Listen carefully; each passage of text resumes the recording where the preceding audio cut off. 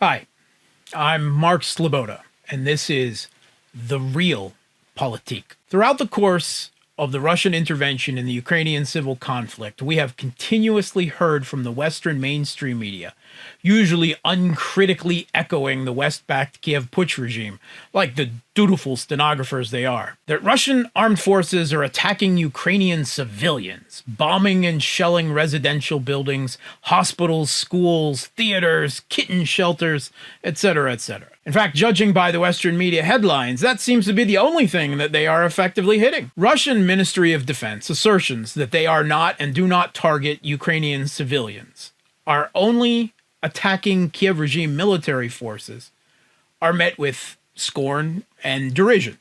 This is despite the fact that civilian deaths, as reported by the UN in the first 5 months of this conflict, are significantly less than the civilian deaths over the same period during the US's own shock and awe bombing campaign and invasion of Iraq in 2003. The Russian Ministry of Defense has repeatedly argued that Kiev regime forces are routinely occupying the same residential buildings, schools, hospitals, etc., often unevacuated, using the civilians as human shields. This is, of course, a war crime on the Kiev regime forces' part, in violation of the Geneva Conventions. The Ukrainian military has a responsibility under international law to remove their forces and equipment from civilian populated areas. And if that is not possible, then to move civilians out of those areas. Previously, even the Washington Post grudgingly admitted Kiev forces' use of civilian buildings. Over the past month, Washington Post journalists have witnessed Ukrainian anti-tank rockets, anti-aircraft guns, and armored personnel carriers placed near apartment buildings. In one vacant lot, Post journalists spotted a truck carrying a Grad multiple rocket launcher. Checkpoints with armed men, barricades of sandbags and tires, and boxes of Molotov cocktails are ubiquitous on city highways and residential streets.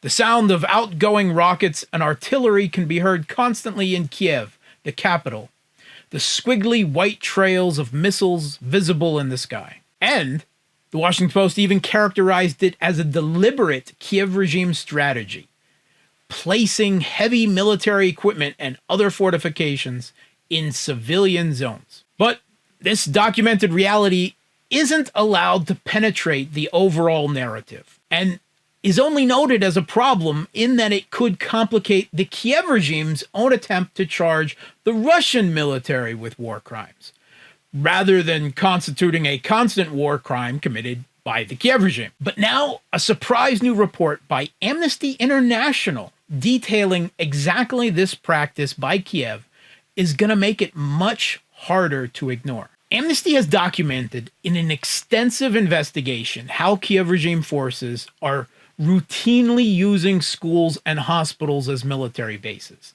launching artillery and rocket strikes from inside residential areas, and are not evacuating civilians when they do so. In fact, in 22 out of the 29 schools visited by Amnesty, they said they found evidence of current or prior military occupation. And in 5 locations, they witnessed Ukrainian troops using hospitals as bases. They assess this as a pattern of Kiev regime forces putting civilians at risk, violating international humanitarian law and the rules of war. The reaction?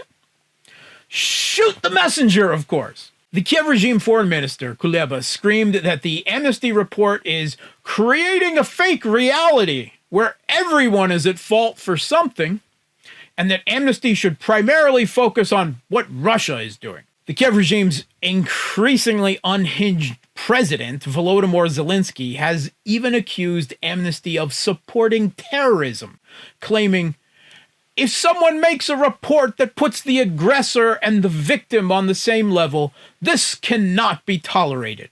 Repeating 3 times that Ukraine is a victim, and adding that anyone who doubts this is an accomplice of Russia, a terrorist country, and a terrorist themselves, and a participant in the killings. The head of Amnesty International in Ukraine even quit at protest at the report, saying that They should have cleared it with the Ukrainian Ministry of Defense before issuing the report.